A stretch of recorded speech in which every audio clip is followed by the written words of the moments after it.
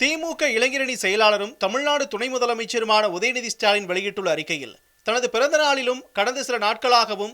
திமுக உடன்பிறப்புகள் மற்றும் பொதுமக்களின் வாழ்த்து மழையில் நனைந்து கொண்டிருந்ததாக தெரிவித்துள்ளார். நீங்கள் என் மீது காட்டும் அன்பு தனிப்பட்ட உதயநிதிக்கானது என்பதை விட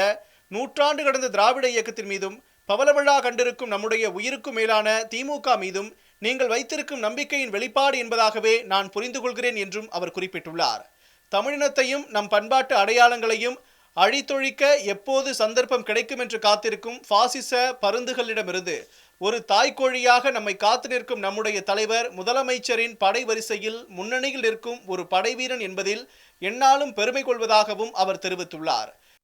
காலையில் நம்முடைய தலைவர் திராவிட மாடல் அரசின் முதலமைச்சரிடமும் தனது அன்பு தாயாரிடமும் பிறந்தநாள் வாழ்த்துக்களை பெற்று புத்துணர்ச்சியோடும் பெரும் ஊக்கத்தோடும் தனது புதிய ஆண்டை தொடங்குவதாகவும் குறிப்பிட்டுள்ள அவர், சென்னை கடற்கரையில் பேரறிஞர் அண்ணா, முத்தமிழறிஞர் கலைஞர் ஆகியோரின் நினைவிடங்களில் மரியாதை செலுத்திய பின்னர் வேப்பேரி பெரியார் திடலில் அமைந்திருக்கும் பகுத்தறிவு பகலவன் தந்தை பெரியாரின் நினைவிடத்தில் மரியாதை செலுத்தியதையும், அங்கே தீக்க தலைவர் ஆசிரியரின் வாழ்த்துக்களை பெற்றதாகவும், பிறகு இனமான பேராசிரியரின் இல்லத்திற்கு சென்று அவரது திருவுருவ படத்திற்கு மலர் தூவி மரியாதை செலுத்தியதையும் துணை முதலமைச்சர் சுட்டிக்காட்டியுள்ளார்.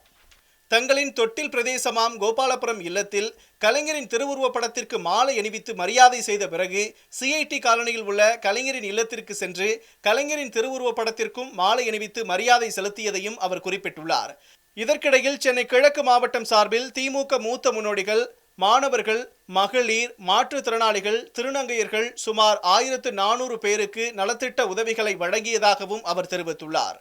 சென்னையில் மட்டுமல்ல, தமிழ்நாடெங்கும் இப்படி பல்வேறு பகுதிகளிலும் திமுக சார்பிலும் இளைஞர் அணியின் சார்பிலும் ஏராளமான நலத்திட்ட உதவிகள் வழங்கப்பட்டது அறிந்து நெகிழ்ச்சியுற்றதாகவும் அவர் குறிப்பிட்டுள்ளார்.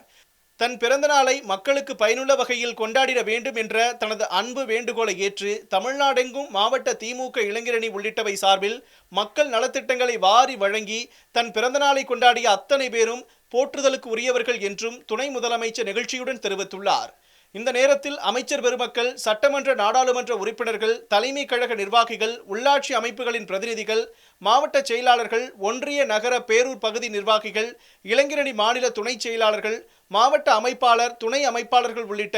இளைஞரணி நிர்வாகிகள் மற்றும் தம்பிமார்கள், பிற சார்பு அணிகளின் நிர்வாகிகள், உறுப்பினர்கள், சேப்பாக்கம் திருவல்லிக்கேணி தொகுதி மக்கள், தோழமை இயக்க தலைவர்கள், சமூக வலைதள தன்னார்வலர்கள், சமூக செயற்பாட்டாளர்கள், விளையாட்டு வீரர் வீராங்கனைகள், அரசு அதிகாரிகள், காவல்துறை உயர் அதிகாரிகள், திரையுலக முன்னணியினர் அனைவருக்கும், அதேபோல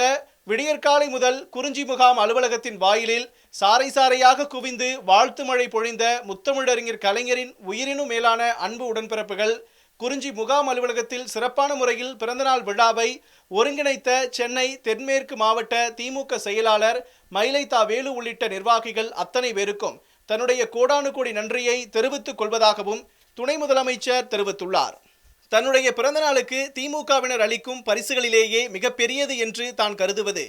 எதிர்வரும் 2026 சட்டமன்ற தேர்தலில் 200க்கும் அதிகமான இடங்களில் வெல்ல வேண்டும் என்ற நம் தலைவரின் லட்சியத்தை நிறைவேற்றி அந்த மாபெரும் வெற்றியை நாம் அனைவரும் நம் தலைவரின் கரங்களில் கொண்டு சேர்ப்பதுதான் என்றும், 2ஆம் முறையாக நம் தலைவர் முதலமைச்சராக அரியணை ஏற்றிடவும், 7வது முறையாக திமுக ஆட்சியை அமைத்திடவும் அடுத்து வரும் ஒவ்வொரு நாளும் உழைத்திட உறுதியேற்போம் என்றும் துணை முதலமைச்சர் உதயநிதி ஸ்டாலின் தனது அறிக்கையில் குறிப்பிட்டுள்ளார்.